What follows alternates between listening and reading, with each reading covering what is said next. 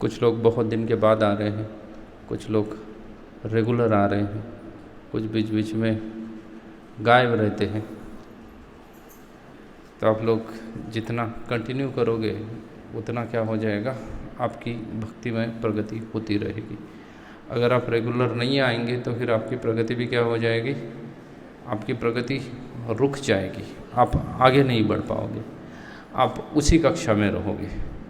और फिर उसी कक्षा में रहने के बाद आपको लगेगा अरे वही चीज़ें बारंबार हो रही है, वही चीज़ें बारंबार हो रही है, तो अभी कुछ अलग ट्राई करते हैं। तो ये चीज़ नहीं करते हैं, कुछ अन्य चीज़ों के बारे में सोचते हैं या कुछ अलग ट्राई करते हैं। ऐसा आपके मन में आ सकता है अगर आप रेगुलरली नहीं आएंगे। तो अगर आप रेगुलरली आओगे तो फिर आपको खुद को फील होगा कि आपकी भक्ति में क्या हो रही है, प्रगति हो रही है। अच्छा, सिर्फ आना भी ज़रूरी नहीं है, उसके बाद जो बातें बताई जाए उस चीज़ को आपको क्या करना है, उस चीज़ को आपको सीरियसली करना है। अगर नहीं करोगे उस चीज़ को सीरियसली तो भी आपकी क्या हो जाएगी, आपकी जो भक्ति में प्रोग्रेस है या भक्ति में जो आप प्रगति कर रहे हो वो रुक जाएगी ना, वहीं पे स्टकअप जैसी हो जाएगी, आप आगे नहीं बढ़ पाओगे। इसलिए आपको रेगुलर आने की आदत डालिए। जो भी लेक्चर्स होते हैं, कक्षाएं होती है, उनमें रेगुलर आएंगे तो आपके लिए वो उचित रहेगा, आपके लिए अच्छा रहेगा। अगर रेगुलर नहीं आएंगे तो फिर आपका ही नुकसान होने वाला है, मेरा तो कोई नुकसान होने वाला है नहीं। तो ऐसा कुछ है नहीं कि मैं कक्षा दूंगा तो मुझे प्रसाद मिलेगा या मेरा मेंटेनेंस होगा, नहीं दूंगा तो नहीं होने वाला है, ऐसा कुछ नहीं है। अगर आप आओगे, आप भक्ति करोगे तो आपकी प्रगति होगी। अगर आप नहीं आओगे, आप ठीक से भक्ति नहीं करोगे तो किसकी प्रगति रुक जाएगी, आपकी स्वयं की प्रगति रुक जाएगी।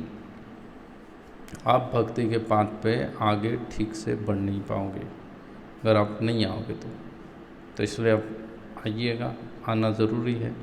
इसलिए हमने आज बहुत ही सुंदर सा विषय वस्तु रखी है या टॉपिक रखा है, जिसको हम अगले 40-45 मिनट तक डिस्कस करेंगे। उसका है क्या भेजा था टॉपिक आज, साधु संग। चैतन्य चरितामृत में श्लोक आता है, साधु संग सर्वशास्त्र कहे, लव मात्र साधु संग सर्वसिद्धि है।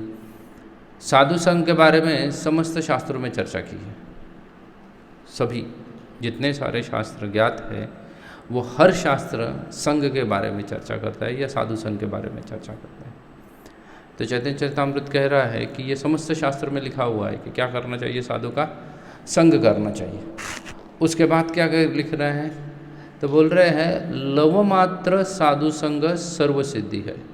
अगर कोई लव मात्र, लव किसको कहते हैं, लव का अगर कैलकुलेशन करने जाएंगे तो अभी जो समय का कैलकुलेशन है ना, उस कैलकुलेशन के अनुसार एक सेकंड को कितने भागों में विभाजित किया जाता है पता है आपको, कितने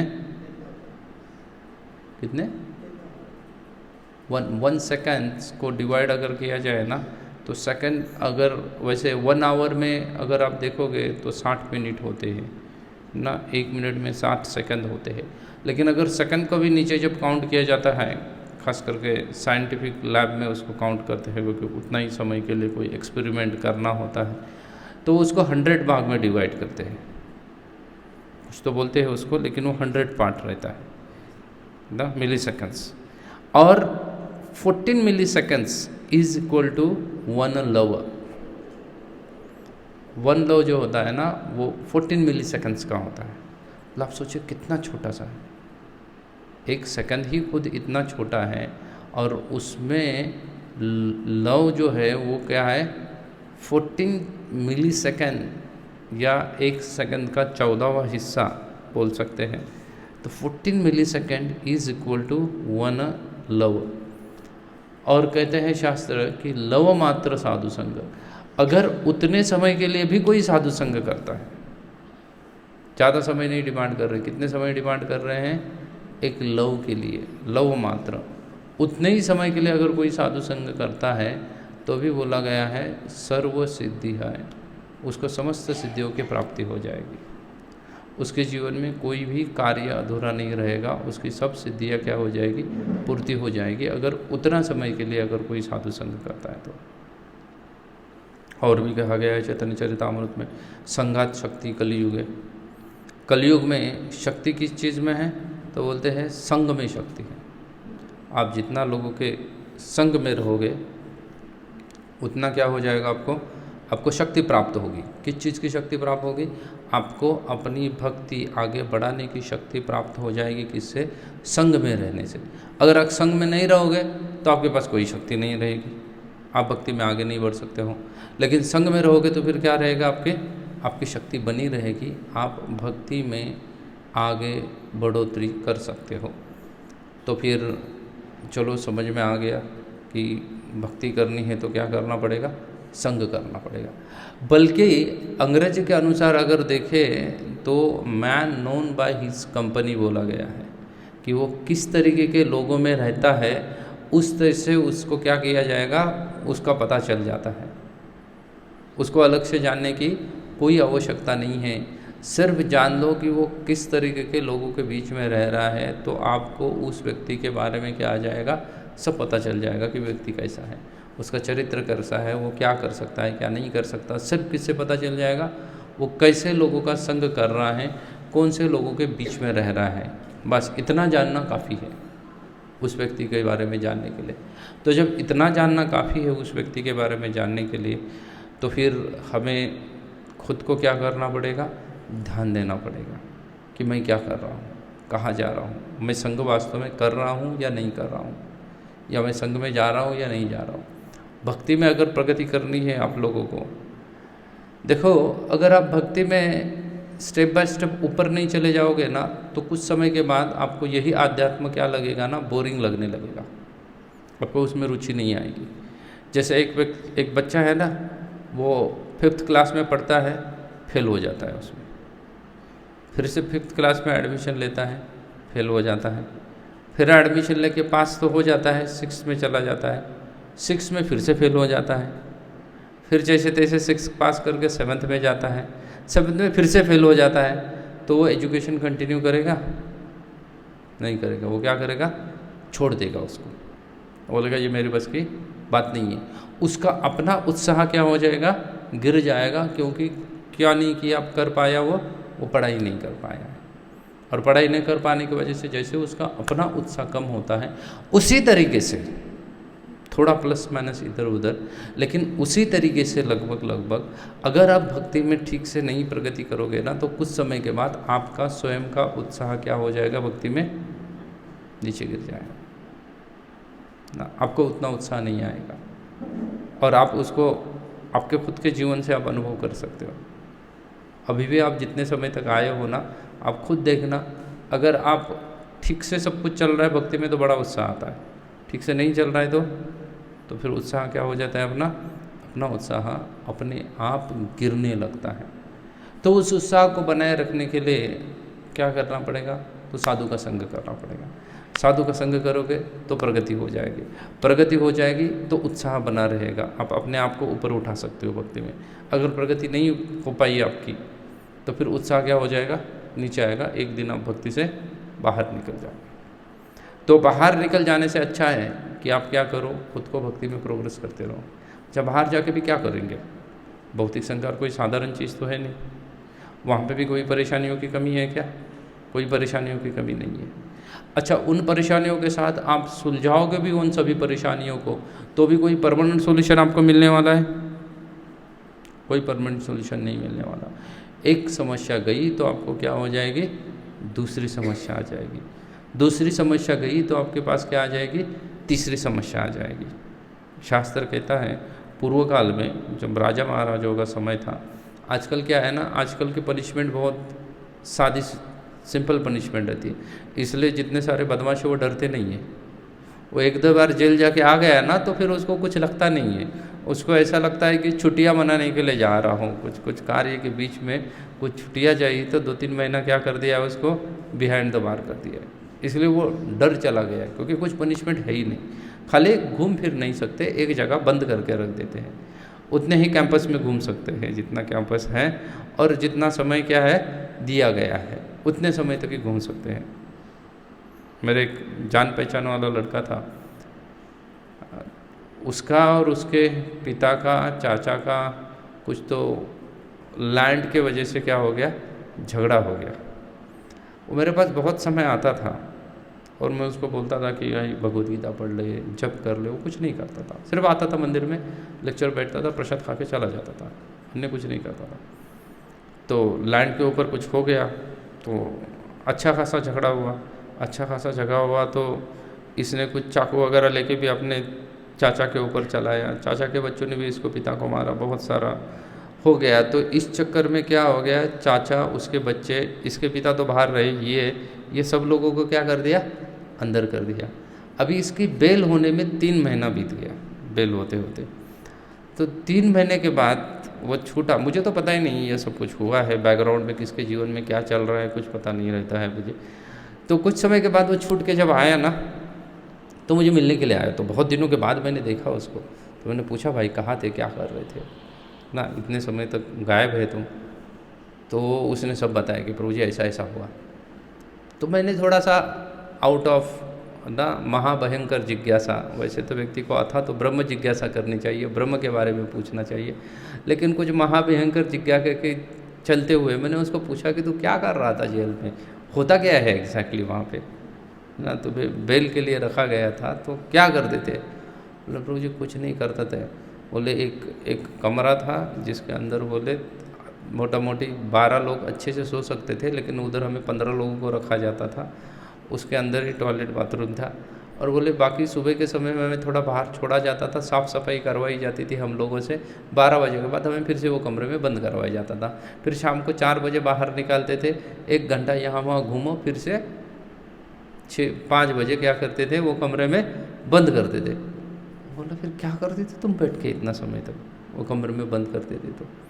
तो बोला प्रभु जी आपने इतना समय मुझे बोला भगवद गीता पढ़ो पढ़ो पढ़ो करके, बोला मैंने ये 3 महीने में भगवद गीता 3 बार पढ़ ली। बोला बैच ना पूरा पेज टू पेज 3 महीना भगवद गीता खत्म कर दी। बोले वो भी 3 बार बोला, क्योंकि कुछ काम ही नहीं है करने के लिए, ना कुछ काम है।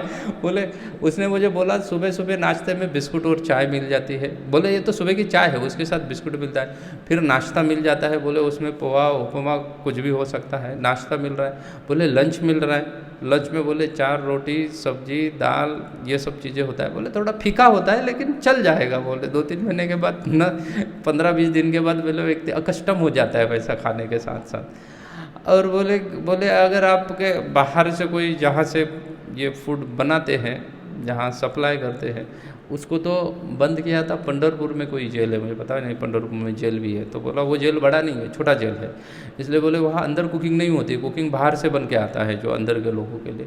तो बोले बाहर कॉन्ट्रैक्ट लगा के जो व्यक्ति ने लिया है उसको आपके घर वाले कुछ थोड़ा पैसा देंगे तो आपके लिए वो अलग से टिफ़िन भी भेज सकता है बना के। बोले मेरे लिए अलग से टिफ़िन आता था बना के। बोले फिर करना क्या है 3 महीना। तो बोला मैंने पूरा यूटिलाइज़ किया टाइम। बोले 3 महीना सोचा भगवान ने अच्छा मौका दिया है, 3 बार भगवद गीता उसने पढ़ लिया।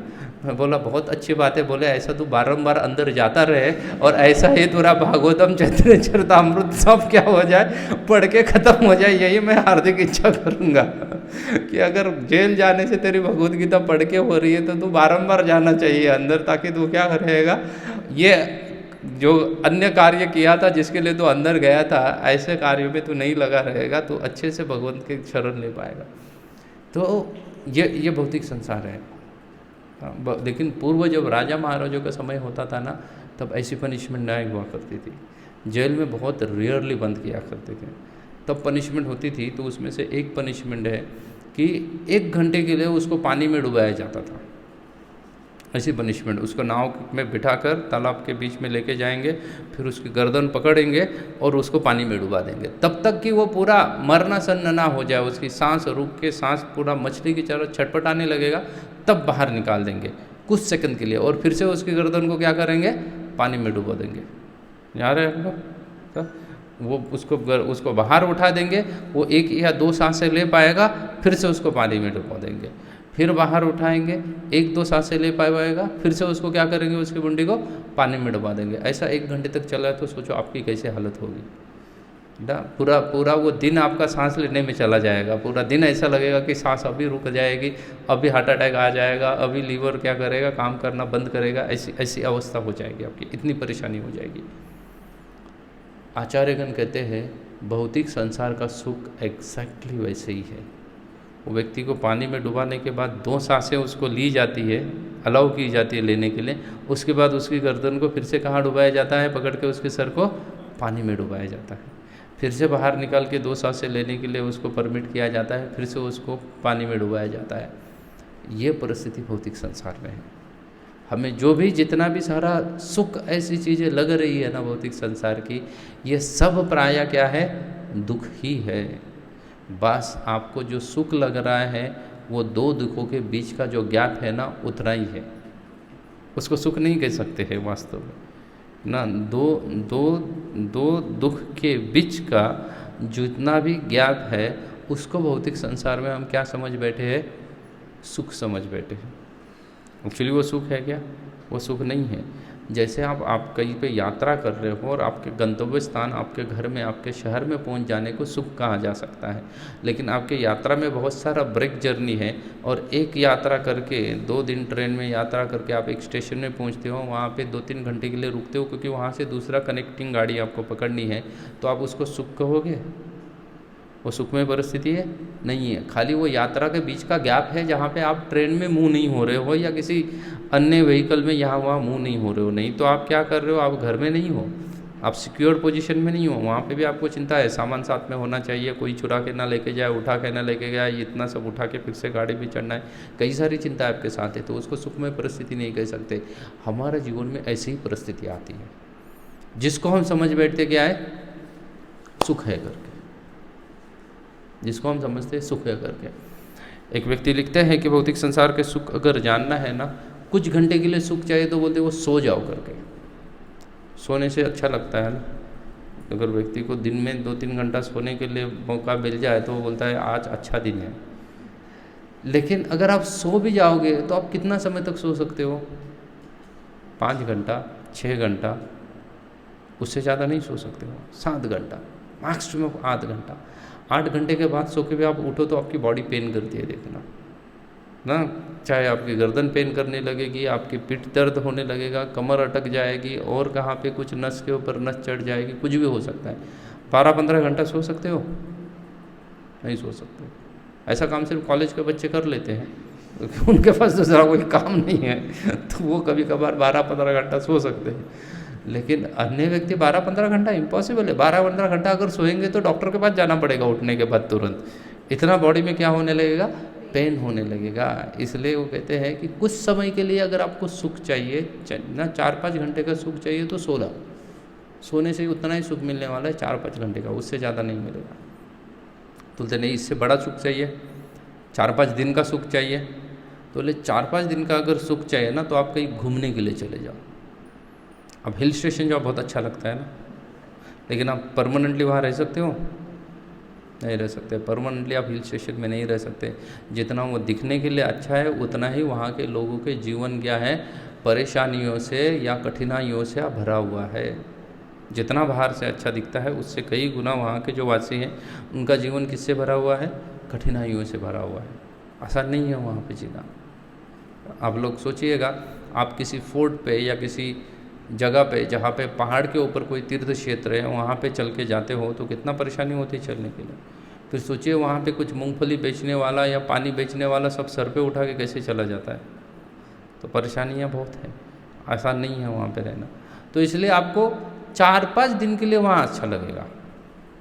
4-5 दिन, 8 दिन के लिए आपको हिल स्टेशन जाओ, पिकनिक पॉइंट चले जाओ, समुंदर के किनारे जाओ, तो भी कितना समय अच्छा लगेगा? 4-5 दिन के लिए अच्छा लगेगा, उससे ज़्यादा अच्छा नहीं लगेगा। उसके बाद क्या लगेगा, परेशानी लगेंगी, वहाँ की कमियाँ दिखने लगेंगी। बोलेंगे यहाँ जीवन जीना क्या है, बहुत ही दुख भरा है, यहाँ नहीं रहना चाहिए और किसी अन्य जगह पे जाना चाहिए, ऐसा आप सोचोगे। अच्छा ठीक है, इससे भी और थोड़ा सुखी होना है, 4-5 दिन के नहीं, 5-6 महीने का सुख चाहिए। 5-6 महीने तक सुखी रहना है, बड़ा है ना, 5-6 महीना कंटिन्यूसली हैप्पीनेस। तो वो कवि लिखता है कि 5-6 महीने के लिए अगर सुख चाहिए ना तो बोले शादी कर लो। बोला शादी करने के बाद कितना समय तक अच्छा चला जाएगा ना, जिनकी हुई है उनको तो अच्छा एक्सपीरियंस होगा कितना समय अच्छा जाता है, जस्ट फ्यू गुडी मंथ या गुडी डेज या गुडी मंथ, 5-6 महीना अच्छे जाते हैं। उसके बाद वो सोचता है कि क्यों किया मैंने, क्यों मैंने शादी किया, नहीं करता तो अच्छा रहता था, कुछ देर बात करता तो अच्छा रहता था, लेट होता तो अच्छा रहता था। ऐसे कई सारे रिमार्क आते हैं। जबकि जिन बच्चों को मैं बोल रहा था कि भाई आप लोग मत शादी के चक्कर में पड़ो, आ जाओ मेरे साथ, यहाँ पे क्या है, कोई वैकेंसी ही वैकेंसी है ना, वैराग्य आश्रम वैसे ही क्या होता जा रहा है, धीरे धीरे लुप्त होता जा रहा है। तो क्या करो, मेरे साथ ज्वाइन करो। नहीं माने, बोले नहीं हमारा वंश आगे बढ़ाना है, ये करना है, माँ बाप नहीं मानेंगे, माँ बाप को कैसे मनाएंगे। शादी करने के जस्ट 3-4 महीने के बाद पूछ रहे प्रभु जी अभी डाइवोर्स देके आ जाओ तो चल जाएगा क्या क्यों, क्या हो गया। बोले प्रभु जी आप जो बोलते थे ना हर बात सच है। बोला लेकिन अभी क्या हो गया, अभी वो जो आश्रम है गृहस्थ आश्रम, उसको यत गत्वा निवर्तन्ते कहते हैं। एक बार जिसने एंट्री कर दिया ना वो फंस गया, वो फिर से बाहर नहीं निकल सकता है वहाँ से। तो 4-5 महीने के बाद इनका ये हाल है कि वो बोल रहे हैं कि प्रभु जी यहाँ ठीक नहीं है यहाँ पे रहना। हालांकि रिसेंटली एक बच्चे ने मुझे पूछा मुझे शादी करनी है करके प्रभु जी, तो मैंने बोला जिनकी शादियाँ हुई है ना उनको नाम गिनाए मैंने, बोले उनको सबको एक बार एकांत में बात करो उनसे कि कैसे चल रहा है उनका जीवन। और उसके 2-3 महीने के बाद मैंने इस बच्चे को पूछा यार तू बोल रहा था तो शादी करनी है करके तुम्हारे कास्ट की, बिकॉज इज साउथ इंडियन, तो बोल रहा था कि अगर साउथ इंडियन कोई भक्त लड़की मिले वगैरह। तो मैंने उसको पूछा तो बोलते हैं नहीं प्रभु जी अभी मैं सोच रहा हूँ कि क्या है ना मैं ब्रह्मचर्य आश्रम में कंटिन्यू करता हूँ। मैंने पूछा क्या हो गया करके, बोले नहीं प्रभु जी जो लोग गए हैं ना उनका कोई अच्छा एक्सपीरियंस किसी ने शेयर नहीं किया है। बोले सबका एक्सपीरियंस क्या है, सबका बुरा एक्सपीरियंस है। तो 3 साल पहले तो मैंने एक बच्चे से एक्सरसाइज करवाई थी, उसको ब्रह्मचारी बनना था लेकिन सब घर वाले उसको बोल रहे थे कि तू शादी कर करके। बोला ठीक है हाँ बोल दे, और मैंने उसको एक टास्क दे दिया, बोले इसको 6-7 महीने में कंप्लीट कर दे। जो लोग तुझे शादी करने के लिए बोल रहे हैं ना, जो पापा मम्मी का झगड़ा हो जाए ना तब जाके पापा से बात करना कभी अकेले में, खास करके जब झगड़ा होता है तो ना। तो और बोला उसको रिकॉर्ड करना मत भूलना, जो भी तुम्हारे पिताजी बोल रहे होंगे उस समय में। तो रिकॉर्ड किया उसने ना। फिर बोला चाचा फोर्स करता है, चाची के साथ कभी झगड़ा हो जाए तो उसको भी बात करना जाके ना कि चाचा क्या कह रहे हैं। फिर बोले मामा है फूफा है सबसे ऐसे ही कर लेना, बोले जब उनका झगड़ा हो जाए ना उसके बाद उनको पूछ लेना। उसने सब रिकॉर्ड किया और एक दिन जाके उसने ऐसा बम धमाका कर दिया कि मैं शादी नहीं करना चाहता हूँ। तो सब लोग चलाने बोला ऐसा कैसा हो सकता है, तू साधुओं के चक्कर में आके तू भी साधु बन जाएगा, ये हो जाएगा वो हो जाएगा। फिर उसने एक एक को बिठा के सुनाया, बोला ये देखो तुम्हारा एक्सपीरियंस। उसने पिताजी को सुनाया, पिताजी बोल रहे बोले अरे तुम्हारे माँ से अच्छे ऑफ़र मेरे पास थे तभी ना, लेकिन मेरे पिता के चक्कर में मैंने इसको हाँ बोल दिया और मैं परेशान हूँ पूरा जीवन भर। खाली तुम लोगों को बचपन से बड़ा करके ये एक काम छोड़ के बाकी तुम्हारे माँ ने कोई अच्छा काम नहीं किया। ये सब इसके पिता इसको सुना रहे, बोले सिर्फ तुम्हें बचपन से जन्म दिया और बड़ा किया, एक ही मात्र अच्छा काम किया है, बोले बाकी तेरे माँ ने कुछ अच्छा काम नहीं किया है। तो उसने पिताजी को सुनाया, बोले ये देखो ये आपकी आप बीती है, तो आप क्यों जाते हो कि मैं भी क्या करूँ उसी रास्ते से गुजरूँ करके। प्रभुपाद जी भौतिक संसार के बारे में एक उदाहरण देते थे, बोलते 5 पैसे की सर्कस। अभी तो 5 पैसा आप लोगों ने देखा भी नहीं होगा, देखा है कुछ लोगों ने 5 पैसा हुआ करता था, चलता तो नहीं है लेकिन देखा तो होगा। जो लोग 90s के पहले जन्मे हुए हैं वो सब लोगों ने 5 पैसा भी देखा होगा, 10 पैसा भी देखा होगा, 20 पैसा भी देखा होगा, 25 पैसा भी देखा होगा। अभी ये सब बंद कर दिया गया, अभी सीधा 1 रुपया आता है। 50 पैसा है अभी नहीं प्रिंट करती है, RBI ने बंद कर दिया प्रिंट करना, सिर्फ 1 रुपया प्रिंट करते हैं और उसके ऊपर। लेकिन उस वक्त 5 रुपये का बहुत वैल्यू था। तो 94-95 में 5 रुपये की 5 पैसे की 5 गोलियाँ आती थी। कोई भी टॉफ़ी मांगने जाओ ना किसी दुकानदार के पास, 5 पैसा दे दो उसको तो वो 5 गोलियाँ दे देता था। तो प्रभुपाद जी एक 5 पैसे की सर्कस के बारे में बोलते हैं, बोले एक गांव में 5 पैसे की सर्कस आ गई। अभी सर्कस तो 5 पैसे में नहीं देख सकते ना, सर्कस थोड़ी महंगी होनी चाहिए, लेकिन वो 5 पैसे करके अनाउंस कर दिया। अनाउंस होने के बाद हर किसी को एक अंधेरे कमरे में जाना था सर्कस देखने के लिए। तो पहला व्यक्ति जाता है अंधेरे कमरे में सर्कस देखने के लिए 5 पैसा देके। बोले अंदर बोले 2 हट्टे कट्टे 3-4 पहलवान थे, बोले उसके बड़े जम के कुटाई करते हैं, और कुटाई करने के बाद उसको क्या करते हैं, भेज देते हैं बाहर। दूसरा 5 पैसा जाके आता है। बोले ऐसा चल रहा है, लेकिन जो बाहर आता है ना, वो दूसरा जब उसको पूछता है बाहर वाला कि कैसे सर्कस थी, वो बोलता था कुछ नहीं, बहुत अच्छा है, बहुत अच्छा है, जाओ करके तुम। ये भौतिक संसार है। भौतिक संसार में किसी को पूछो हाउ आर यू, वो सिर्फ यही बोलेगा कि क्या हूँ मैं करके, अरे फाइन। जब प्रभुपाद ने अमेरिका में को पूछा हाउ आर यू, तो उसने भी बोला फाइन, और प्रभुपाद को पूछा Swami how are you, Prabhupada बोले I am fine, you are not fine. Prabhupada ने उसको बोला कि मैं ही ठीक हूँ, तुम जो बोल रहे हो कि मैं ठीक हूँ, लेकिन तुम ठीक नहीं हो। बोले सिर्फ मैं ठीक हूँ because I am chanting. Prabhupada बोले क्योंकि मैं जब कर रहा हूँ ना, मैं ठीक हूँ, तुम्हारे गड़बड़ चल रही है सब कुछ। तो ये भौतिक संसार है। कोई जो लोग अंदर पीट रहे हैं ना, मार खा रहे हैं, वो बताएंगे नहीं दूसरे को, सच्चाई नहीं बताएंगे कि हम क्या कर रहे हैं, मार खा रहे करके यहाँ पे। ये भौतिक संसार है। अभी ये संसार में अगर आप फंसे रहोगे यहाँ से, तो कहाँ बाहर निकल पाओगे इससे। इससे बाहर अगर निकलना है तो आपको भक्ति क्या करनी पड़ेगी, सीरियसली करनी पड़ेगी, दृढ़तापूर्वक करनी पड़ेगी, सीरियसली करनी पड़ेगी। अगर नहीं लोगे उसको सीरियसली, तो फिर जहाँ हो वही रह जाओगे, उससे आगे नहीं बढ़ पाओगे, और उससे आगे नहीं बढ़ोगे तो फिर क्या लाभ है। तो आप फिर से पुनरूपी जननम पुनरूपी मरणम पुनरूपी जननी जठरे से, आप फिर से यही संसार में बारंबार क्या होते रहोगे, बारंबार आते रहोगे, बारंबार दुख भोगते रहोगे। सभी लोग संसार में दुखी है, ऐसा कोई व्यक्ति नहीं है जो संसार में सुखी है। बताइए कौन सुखी है संसार में। साधु छोड़ के संसार में कोई सुखी नहीं है। सब लोग संसार में क्या है, सब के सब परेशान है। हर किसी के साथ कुछ ना कुछ परेशानी लगी हुई है, हर व्यक्ति के साथ परेशानी लगी हुई है, कोई व्यक्ति सुखी नहीं है। तो इतनी सारी समस्याओं के साथ जूझ रहा है। मैं 3-4 दिन पहले मेरे या 1 हफ्ते पहले एक पुराना दोस्त मिल गया, जो मेरे साथ कॉलेज में हुआ करता था, कॉलेज में भी नहीं 12th में हुआ करता था मेरे साथ। तो मुझसे ऐसे ही चर्चा कर रहा था, उसको पूछा कि कैसे चल रहा है। मुझे पूछा उसने, बोले तुमने शादी वादी किया। मैं बोला कुछ नहीं, मैं तो खुश हूँ ऐसे ही। सो आई जस्ट आस्क्ड हिम कि उसका कैसे चल रहा है। तो वो अपनी हर चीज़ बता रहा था। बता शादी हो गई, बच्चे हो गए, बड़ी बच्ची के हार्ट में होल है तो उसको रेगुलर ऑपरेशन करवाना पड़ता है। बोले छोटा बच्चा ठीक ठाक है, लेकिन बोले शादी के कुछ साल ठीक गए, बच्ची हुई, उसके हार्ट पे होल है।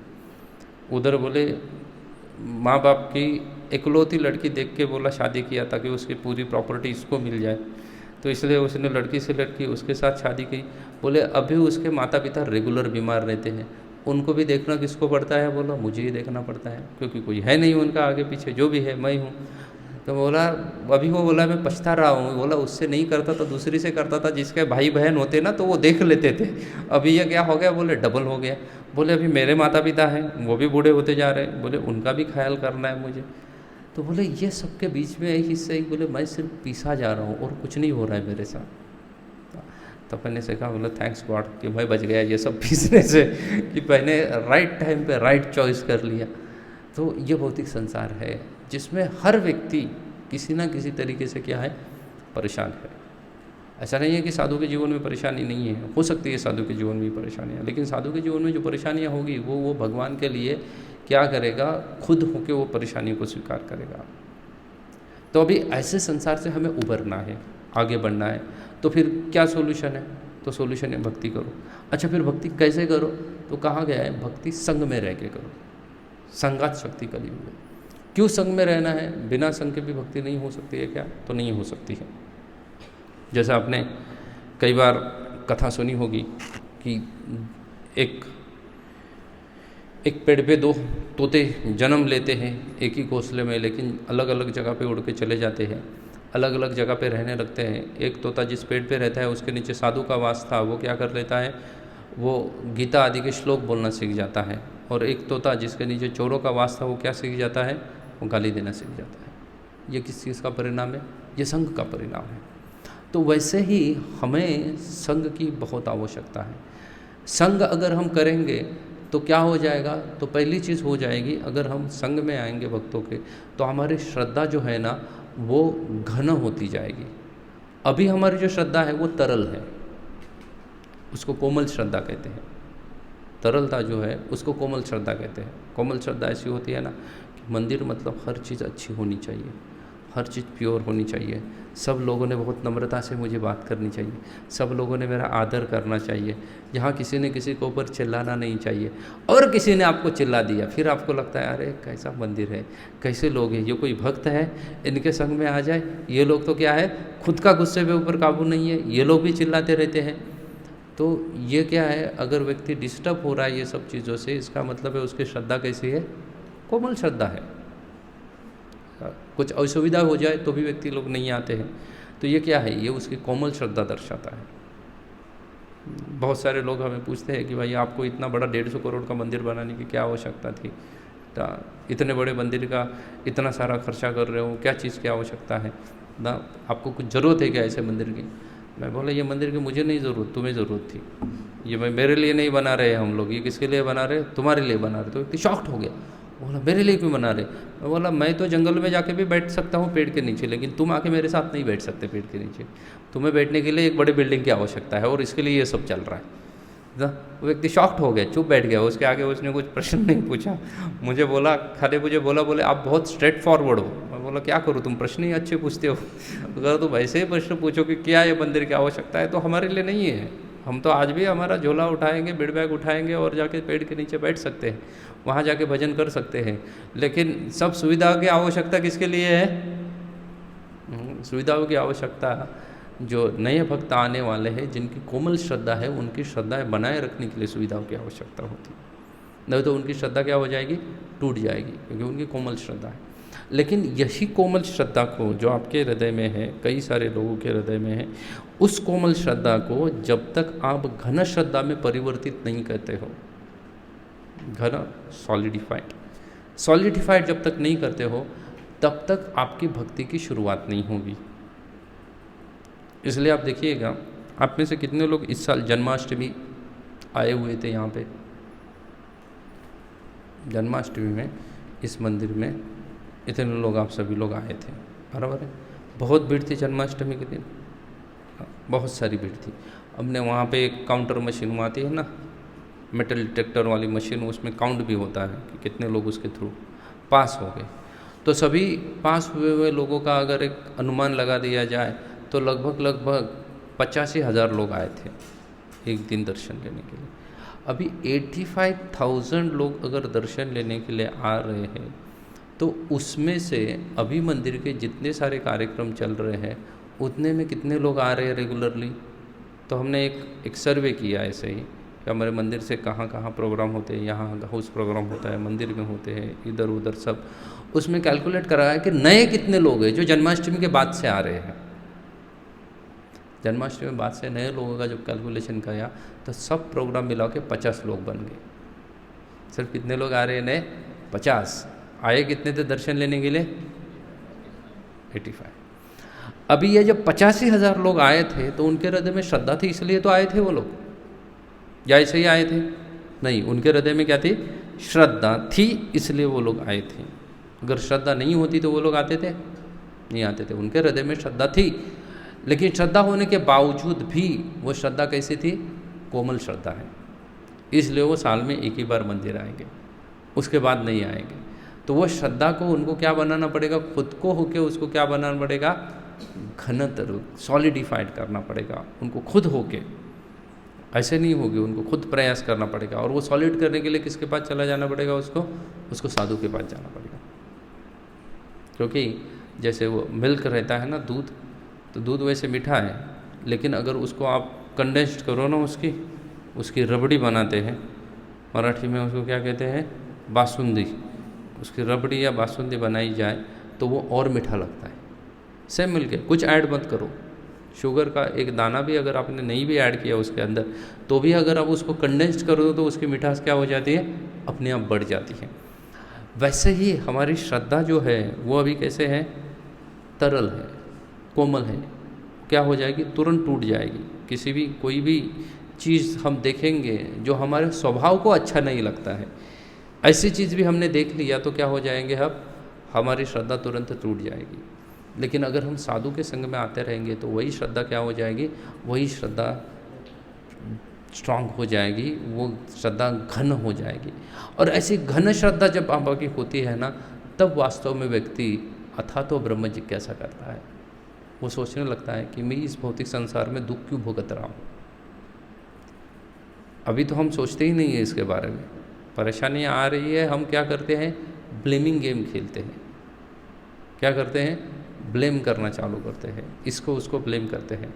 जैसे वो आपने महाभारत में देखा होगा, महाभारत में कुंती सब युद्ध होने के बाद पांडवों को लेके भगवान कृष्ण जाते हैं मिलने के लिए, किसको, इसको धृतराष्ट्र और उनकी पत्नी गांधारी को।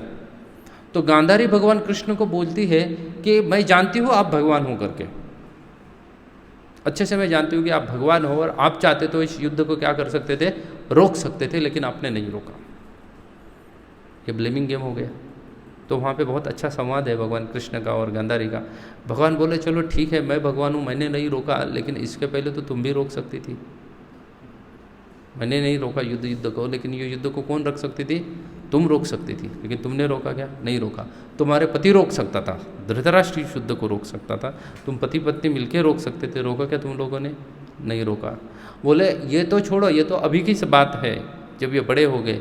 बोले इतना सारा नरसंहार हुआ है, इस सब के लिए वजह कौन है, बोले कुंती को, गांधारी को बताए, कौन था वजह बताए।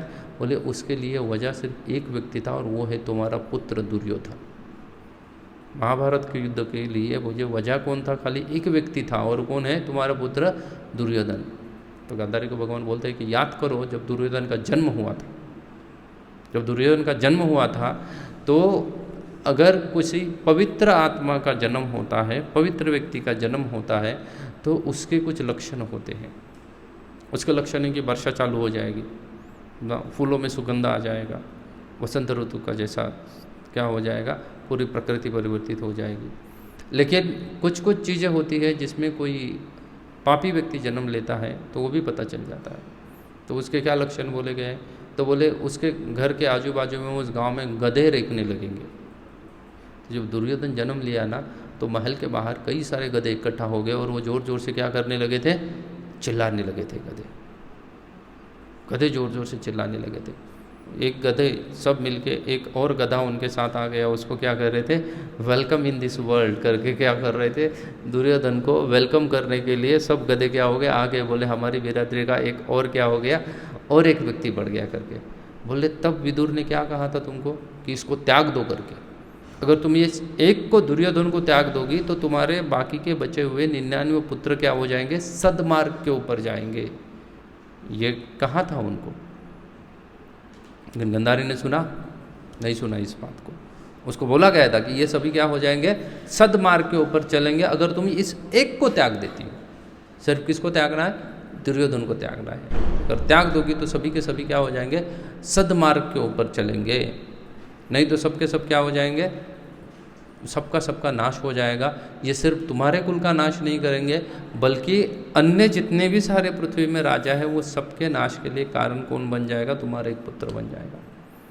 बोले त्याग दिया तुमने, नहीं त्याग पाई, नहीं त्याग पाई। और अभी किसको दोष दे रही हो, भगवान को दोष दे रही हो कि आप इस युद्ध को क्या कर सकते थे, रोक सकते थे। तो गांधारी को बड़ा गुस्सा आया। गांधारी ने भगवान को श्राप दे दिया। हालांकि भगवान को कोई श्राप दे नहीं सकता है, ना ही भगवान को कोई श्राप का परिणाम होता है, लेकिन भगवान ने जानबूझकर वो श्राप ले लिया। क्यों ले लिया, क्योंकि उनको पांडवों की रक्षा करनी थी। गांधारी एक पतिव्रता नारी थी, और पतिव्रता होने की वजह से उसको पतिव्रात्य का जो तपस्या है उसका बहुत सारा शक्ति था उसके पास, और वो शक्ति को भगवान नष्ट करना चाहते थे। क्यों नष्ट करना चाहते थे, क्योंकि भगवान जानते थे अभी ये मुझसे बात कर रही है, इसके बाद मैं पांडवों को लेके आया हूँ, उनके साथ भी बात करेगी, तो दुर्योधन अर्जुन को वो देखेगी या उनकी आवाज़ सुनेगी तो उसको और गुस्सा आएगा, क्योंकि उसके सभी पुत्र को किसने मारा है, दुर्योधन ने मारा है। पूरा क्रिकेट मैच चल रहा था दुर्योधन का, आज 4 गए, कल 5 गए, परसों 15 गए, ऐसे विकेट के ऊपर विकेट क्या कर रहे थे। 18 दिन में दुर्योधन ने 100 विकेट उनके गिरा दिए, सबको मार दिया भीम ने। तो वो भीम को देखेगी तो क्या हो जाएगा, वो श्राप दे सकती है किनको, पांडवों को श्राप दे सकती है। और वो पातिव्रत्य नारी होने की वजह से उसका श्राप पांडवों को लग जाता था, और उस श्राप से पांडवों को बचाने के लिए भगवान ने क्या कर दिया, उस श्राप को अपने ऊपर ले लिया। जैसे उसने भगवान को श्राप दे दिया, उसका समस्त पातिव्रत्य जो है वो भंग हो गया, क्योंकि भगवान को श्राप कोई दे नहीं सकते। फिर भी किसने प्रयास किया तो उसके पास जो शक्ति वो सभी के सभी चली गई। बोले अब ये क्या हो गई है, ये खोखला हो गई, अब ये किसी को श्राप नहीं दे सकती है। तो ये बात धृतराष्ट्र के समझ में आई, इसलिए उसने भीम को बुलाया, बोलो मुझे आलिंगन करना है करके तुमको। वो समझ आएगी अभी गांधारी किसको श्राप नहीं दे सकती है, उसका सभी जितना सारा शक्ति था भगवान को श्राप देने में चला गया। तो ये ब्लेमिंग गेम होता है। हम लोगों का भी कोमल श्रद्धा होती है, हम अगर ठीक से भक्ति नहीं कर पाते तो फिर हम ब्लेमिंग गेम करते हैं। हम अपनी श्रद्धा को घन बनाने का प्रयास नहीं करते। अगर श्रद्धा को घन बनाना है तो हमें किसका संग करना पड़ेगा, साधु का संग करना पड़ेगा। संग करने से हमारी श्रद्धा क्या हो जाएगी, घन हो जाएगी। साधु जो है वो हमारे हृदय में, यहाँ तक कि अगर हम साधु का संग करेंगे तो हमारे हृदय में साधु श्रद्धा उत्पन्न कर सकता है। जीव गोस्वामी लिखते हैं कि साधु हृदय में श्रद्धा उत्पन्न कर सकता है। कैसे उत्पन्न होती है, तो आपने प्रायः देखा होगा कुछ लोगों की जो श्रद्धा होती है ना, वो लौकिक श्रद्धा होती है। भौतिक चीज़ों के ऊपर उनकी श्रद्धा होगी, लेकिन आध्यात्मिक चीज़ों में कोई श्रद्धा नहीं करेंगे। उनको बोलो भगवान है तो बोलेंगे किसने देखा है करके, भगवान है तो पूछेंगे किसने देखा है करके। और उसी व्यक्ति को ट्रेन में बिठाओ, वो 2 दिन तक ट्रेन में बैठ के सफ़र करेगा, लेकिन एक बार भी चेक करने जाएगा इंजन सच में आगे जोड़ा है या ट्रेन अपने आप चल रही है, जाता है चेक करने के लिए? नहीं जाता है। या एक बार भी जाके देखता है कि ये इंजन में कोई बैठा भी है या नहीं बैठा है, क्या बोलते हैं उसको, लोको पायलट। तो लोको पायलट है भी या नहीं है, कोई जाता है चेक करने के लिए? नहीं जाता। तो क्या रख रहा है, श्रद्धा ही रख रहा है ना। लेकिन इसको लौकिक श्रद्धा कहते हैं। और जहाँ शास्त्र की बात आती है वहाँ पे श्रद्धा नहीं है। वहाँ 50 प्रश्न पूछेंगे, बोले कुरुक्षेत्र में इतना सारे 64 करोड़ लोग मारे गए, कैसे खड़े रहे थे वहाँ पे? अरे कुरुक्षेत्र मतलब सिर्फ वो कुरुक्षेत्र नहीं है, वो कुरुक्षेत्र में बहुत सारी चीज़ें आती है, सोनीपत, पानीपत, ये सब मिला के कुरुक्षेत्र बनता है। तब ये सब एरिया को कुरुक्षेत्र बोला जाता था। अभी का जितना कुरुक्षेत्र टाउन दिख रहा है उतना नहीं था कुरुक्षेत्र तभी ना। उसमें उस तरफ से पंजाब की ओर से पानीपत है और इस तरफ सोनीपत है, ये सब मिला के क्या था, सब मिला के कुरुक्षेत्र बना हुआ था। और उसके साथ साथ फालतू के प्रश्न पूछेंगे, बोले फिर इतने लोग लड़ रहे थे 18 दिन के लिए, इसने खाना किसने बनाया? अरे उससे क्या होने वाला है? अच्छा जान भी लोगे तुम तो क्या फ़ायदा है तुम्हारा? अगर ऐसे उड़पटांग प्रश्न पूछ लेता है कोई, अच्छा जान भी लेके इन लोगों का कल खाना किसने बनाया, तो उससे क्या लाभ है? कुछ लाभ है? कुछ होने वाला है? कुछ नहीं होने वाला। लेकिन लोग ऐसे उड़पटांग प्रश्न पूछेंगे, ऐसे उड़पटांग प्रश्न पूछेंगे। लक्ष्मण वन में था 14 साल के लिए, तो उसकी पत्नी उर्मिला ने क्या किया? अरे क्या जान के तुम करोगे क्या उसका? कुछ फ़ायदा है क्या ये जान के? वो कोई भगवान की लीला चल रही है क्या कि उसके बारे में जान से तुम्हारा क्या होने वाले, अनर्थ नष्ट होने वाले, कर्म नष्ट होने वाले? कुछ नहीं ना। हम बोल रहे तुम कृष्ण के बारे में जानो, क्योंकि उनको जानेंगे तो क्या कर रहे हैं, भगवान स्वयं बोल रहे हैं ना। भगवान स्वयं बोल रहे हैं, जन्म कर्म च मे दिव्यम योनो वेति तत्वतः तत्वा देहम पुनर्जन्म नैति मामेति सो अर्जुन। बोले मेरे बारे में जो जानेगा वो फिर से इस भौतिक संसार में जन्म नहीं लेगा। तो उसके बारे में जानो, लेकिन लोगों को उसके बारे में नहीं जानना है, उसके बारे में नहीं जानना है। वो लोग बोलेंगे कि करने के ऊपर अन्याय हुआ है करके। बोले आजकल तो कुछ लोग बोलते हैं रावण भी दलित था। बोले ना, एक व्यक्ति ने तो इस्कॉन के ऊपर एक परसेप्शन डाला है, एक वीडियो बना के डाला है। बोले वो हिरण्यकशिपु बेचारा दलित परिवार से था, इसलिए क्या है उसको नरसिंहदेव ने मारा करके। और इसलिए उसने क्या लिखा है, तो वो नरसिंह आरती में आता है ना, दलिता हिरण्यकशिपु, वो कोट किया। बोले देखो वो दलित है हिरण्यकशिपु, उसके आगे लिखा हुआ है ना। उसको मीनिंग समझ रहा है ना ही। मैंने उसको कमेंट डाली, उसको कुछ आंसर नहीं करते हैं। मुझे एक ने ये वीडियो शेयर किया, मैंने उसको कमेंट डाली, मैंने बोला कि ये जो रावण है ना, इसके पिता का नाम उनको लिख के भेज दिया। बोले ये हिरण्यकशिपु है, इसका पिता का नाम सुने, ये सब कश्यप मुनि की संतान है, तो ये सब ब्राह्मण कुल में जन्म लिए। बोले दलित कहाँ से हो गए ये? तो बोल रहा है नहीं नहीं उनके ऊपर अन्याय हुआ है क्योंकि वो दलित थे। अरे बोला दलित थे कब, ये सबके सब एक भी राक्षस कोई दलित परिवार से नहीं ना। राक्षस जितने सारे बड़े राक्षसों का नाम आता है वो या तो ब्राह्मण कुल में जन्म लिए या क्षत्रिय कुल में जन्म लिए हुए हैं। लेकिन शास्त्र है, शास्त्र किसी का वन साइडेड नहीं होता है। वो जो सच है वो सच को बताएगा। भले वो ब्राह्मण है लेकिन वो गलत है तो उसको असुरी बोलेंगे। बल्कि दलित परिवार में या निचले शूद्र परिवार में जन्म लेने वाले कई सारे लोग हैं, उनको शास्त्र ने साधु करके गुणगान किया है उनका। कई सारे लोग हैं। संजय उवाच, संजय सूत पुत्र है। संजय क्या है, शूद्र परिवार में जन्म लिया है लेकिन फिर भी उसका गुणगान किया है ना। बृहस्पति का शिष्य करके उसका गुणगान किया है। उसके विदुर जी तो दासी पुत्र है लेकिन उसके बावजूद भी विदुर को एक महात्मा विदुर करके, भागवतम तो विदुर का जहाँ जहाँ नाम आता है वहाँ पे महात्मा करके शब्द का प्रयोग करते हैं। विदुर एक महान महात्मा थे करके। तो हमें क्या है ना, हम संग करना नहीं चाहते हैं।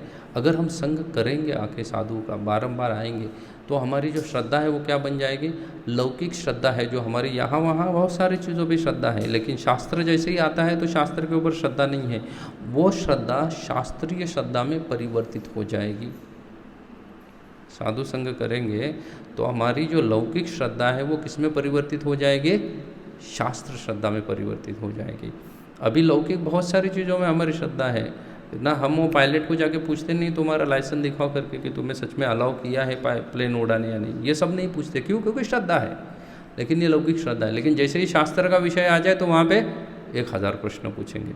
अच्छा, वो प्रश्न जानने के लिए कोई पूछता है तो अच्छी बात है, लेकिन चैलेंजिंग वे में पूछता है मतलब वो नास्तिक पद्धति से प्रश्न पूछ रहा है। एक है प्रश्न पूछता है एक विद्यार्थी, अपने आप को अज्ञान मान के अपना अज्ञान दूर करने के लिए जो व्यक्ति प्रश्न पूछता है उस प्रश्न के उत्तर से उसकी क्या हो जाएगी, प्रगति हो जाएगी। और एक दूसरा एक विद्यार्थी रहता है जो टीचर का ज्ञान जानने के लिए प्रश्न पूछता है, उसकी कभी प्रगति होने वाली है, उसकी कभी प्रगति नहीं होने वाली है। जो शिष्य अपना ज्ञान बढ़ाने के लिए प्रश्न पूछेगा उसकी प्रगति होगी, लेकिन जो टीचर का ज्ञान चेक करने के लिए प्रश्न पूछेगा उसकी प्रगति कभी नहीं होने वाली है। और आजकल प्रायः लोग ऐसे ही प्रश्न पूछते हैं, क्या चेक करने के लिए, टीचर का ज्ञान चेक करना चाहते हैं कि इसको कितना पता है। अरे उससे क्या होने वाला है, उसको बहुत सारी चीज़ें पता है, तुम्हें क्या लाभ है उससे, तुम्हारा अज्ञान दूर नहीं होगा। तुम अपना अज्ञान दूर करने के लिए प्रश्न पूछो। तो इसलिए साधु का संग करने से जो श्रद्धा कोमल है वो घन बन जाती है। जो लौकिक श्रद्धा है, जो अन्य चीज़ों में हमारी श्रद्धा है, वहाँ से वो परिवर्तित कहाँ आ जाती है, शास्त्र में श्रद्धा आ जाती है। उसको शास्त्रीय श्रद्धा कहा जाता है। शास्त्र में पूरा क्या हो जाता है, उसकी दृढ़ता आ जाती है उस व्यक्ति की, या शास्त्र श्रद्धा है परिवर्तित हो जाती है शास्त्र श्रद्धा में।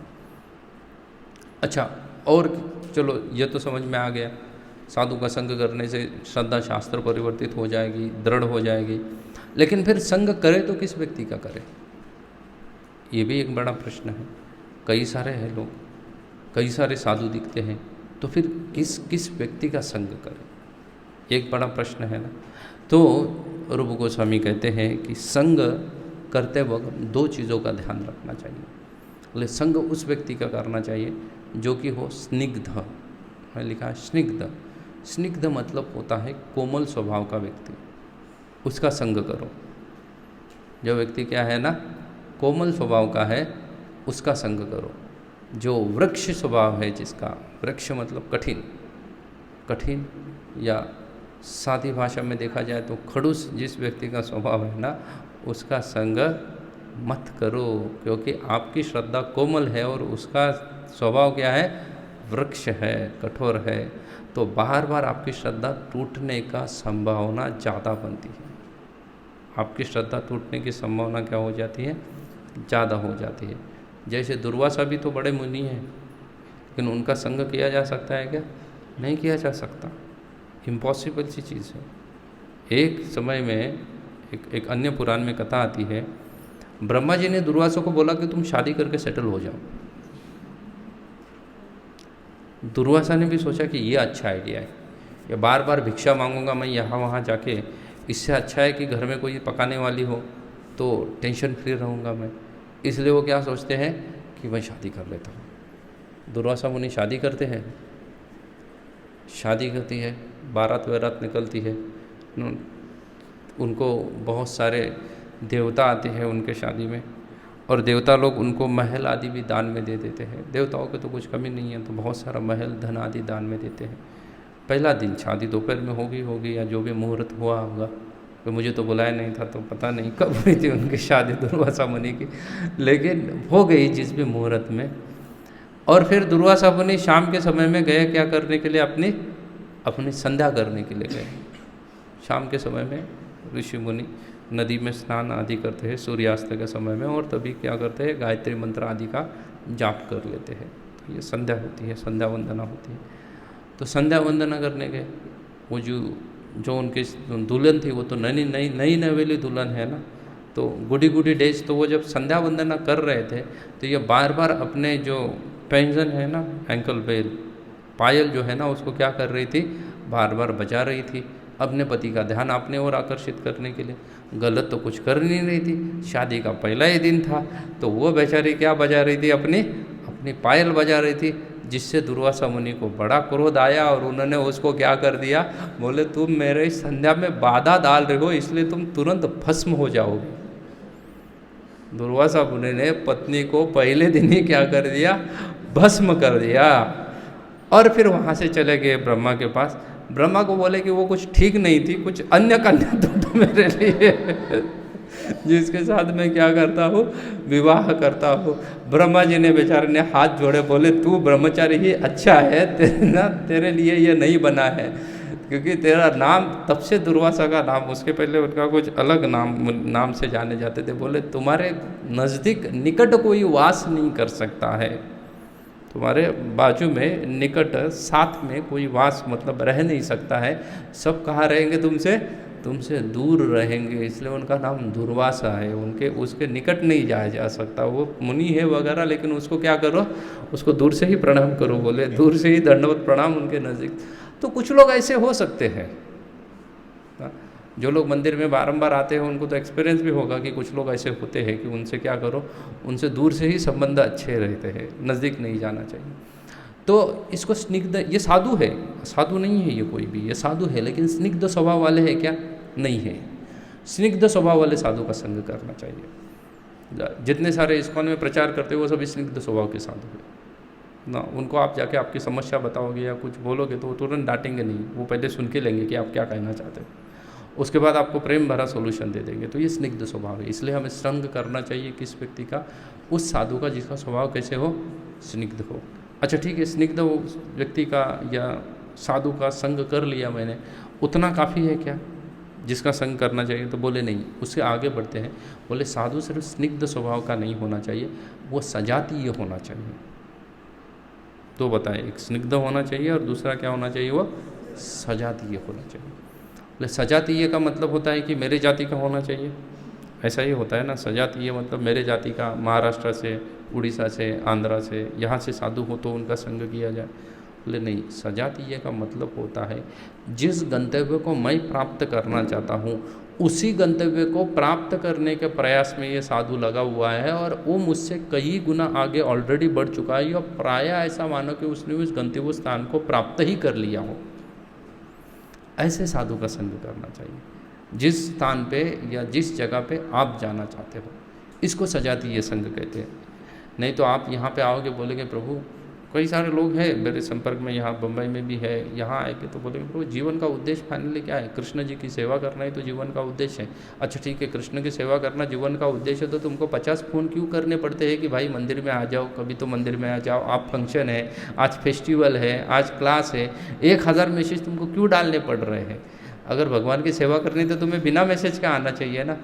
और फिर भगवान के कृष्ण की सेवा करना जीवन का उद्देश्य बोलेंगे और जाएंगे साईं बाबा के पास, बोलेंगे नहीं आ पाया क्योंकि मैं क्या ना शिरडी गया था ना प्रभु जी, इसलिए नहीं आ पाया। अरे तो ये सजातीय संग हुआ क्या? नहीं हुआ है।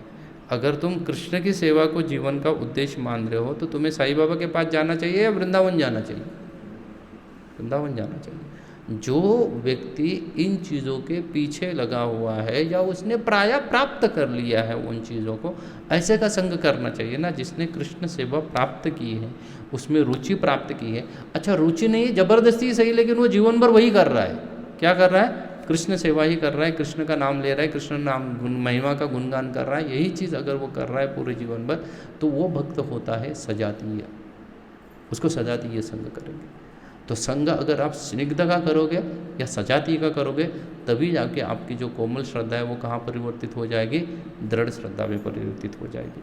अगर आप सजातीय संग नहीं करोगे तो फिर आपका कोई श्रद्धा में परिवर्तन नहीं होने वाला है, और ना ही आपकी भक्ति में क्या होने वाला है, भक्ति में प्रगति होने वाली है। क्योंकि आपने किया ही नहीं ना ठीक से संग, आपने ना सजातीय संग किया, ना कोमल साधु का संग किया। तो इसलिए संग करते वक्त ध्यान में रखना चाहिए कि संग किसका हो, सजातीय वैष्णव का संग होना चाहिए। और उसके साथ साथ वो वैष्णव कैसा होना चाहिए, तो कहा गया है कि वो वैष्णव स्निग्ध होना चाहिए, जिसका हृदय क्या है, करुणा से भरा होना चाहिए, जिसका हृदय कठोर नहीं होना चाहिए, करुणा से भरा होना चाहिए। कठोर हृदय और करुणा से हृदय का उनमें अंतर बहुत सारा होता है। कुछ कुछ साधु होते हैं जिनका स्वभाव स्निग्ध नहीं है, कठोर स्वभाव वाले होते हैं। कठोर स्वभाव वाले होते हैं जैसे इस्कॉन है, इस्कॉन में स्निग्ध साधु है। हम कंसिडर करके चलते हैं कि भाई चलो हम लोग तो क्या है तपस्वी जीवन जी सकते हैं, लेकिन मंदिर में आने वाला तपस्वी जीवन नहीं जी सकता है। इसलिए उसको क्या करो, उसको अच्छा गेस्ट हाउस दे दो रहने के लिए। जितने भी समय के लिए वो मंदिर आना चाहते हैं उसको अच्छा गेस्ट हाउस दे दो। तो वो हमेशा मंदिर में आके हम हर दिन राइस दाल सब्जी चपाती उसको खिलाएंगे तो वो खा पाएगा, नहीं खा पाएगा। इसलिए उसके लिए रेस्टोरेंट भी खोलो, ऑप्शन रखो। भले उसको पैसा खर्चा करना है, लेकिन उसको ऑप्शन रखा तो वो क्या करेगा, मंदिर में आता रहेगा। नहीं तो बाहर कई सारे रेस्टोरेंट है, जाएगा ही कहीं ना कहीं, लेकिन ऑप्शन दे दिया तो उसको, तो वो आएगा, बोलेगा चलो ठीक है, यहाँ वहाँ जाने से अच्छा है भगवान का दर्शन लेंगे, रेस्टोरेंट में भोजन कर लेंगे या प्रसाद प्राप्त करेंगे और फिर घर निकल आएंगे, तो उस बहाने तो आ जाए। तो ये स्निग्ध साधु का स्वभाव है, वो सोचता है। लेकिन रुक्ष साधु ये सब नहीं सोचता है। वो बोलते ठीक है, तुमको आए तो भी ठीक, नहीं आए तो भी तुम्हारी कोई ज़रूरत नहीं है, बोलेगा आध्यात्मिक जगत में तुम जहाँ हो वहीं पे ठीक हो तुम। तो ऐसे साधु का संग नहीं करना चाहिए और सजातीय होना चाहिए साधु। अगर ऐसे साधुओं का हम संग करते हैं तो ये संग के लिए कहाँ आना पड़ेगा, हमें बार बार मंदिर आना पड़ेगा। उनके संग के लिए खुद को दौड़ना पड़ेगा। अगर हम खुद नहीं दौड़ेंगे वो संग प्राप्त करने के लिए, और वो एक बार नहीं रिपीटेडली वो संग करना पड़ेगा, और उसके लिए खुद को प्रयास करना पड़ेगा। अगर हम खुद प्रयास नहीं करेंगे संग प्राप्त करने का, तो नुकसान किसका होने वाला है, हमारा खुद का नुकसान होने वाला है, साधु को कोई नुकसान नहीं हो रहा है। इसलिए जितना मात्रा में हो सके आपको साधुओं का क्या करना चाहिए, संग करना चाहिए। अभी साधु का संग करने का सबसे आसान तरीका है कि every Saturday come for the programme.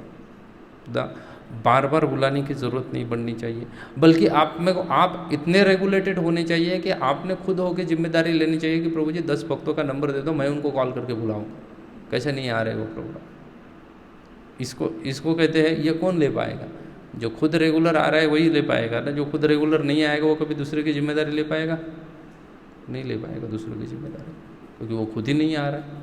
तो आपको उस स्तर पे तो मिनिमम आना चाहिए कि भाई मैं तो हर दिन खुद आ रहा हूँ, मैं कभी क्या नहीं करूँगा, मिस नहीं करूँगा प्रोग्राम, मैं हर दिन प्रोग्राम आऊँगा। और मैं चाहे तो और 10-12 लोगों की या 50 लोगों के जो भी नंबर है मुझे दे दो, मैं उनको मैसेज डालता हूँ, उनको व्हाट्सएप करता हूँ, कॉल करता हूँ और उनको बुला लेता हूँ कि भाई प्रोग्राम आ जाओ करके। ये दर्शाता है कि हमारी भक्ति में क्या हुई है, हम धीरे धीरे आगे बढ़ रहे हैं, धीरे धीरे क्या हो रहे हैं, आगे बढ़ रहे हैं। अगर ऐसा नहीं करेंगे तो फिर हम आगे नहीं बढ़ सकते हैं, हम जहाँ पे हैं वहीं पे रहेंगे और कुछ समय के बाद भक्ति हमारे हाथों से छूट जाएगी। इसलिए बेटर है कि आप क्या करो, आप साधुओं का संग करो, साधु के संग में आ जाओ।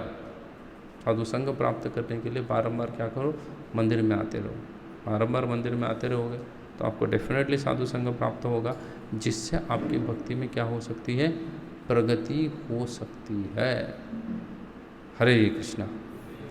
किसी को कोई प्रश्न है?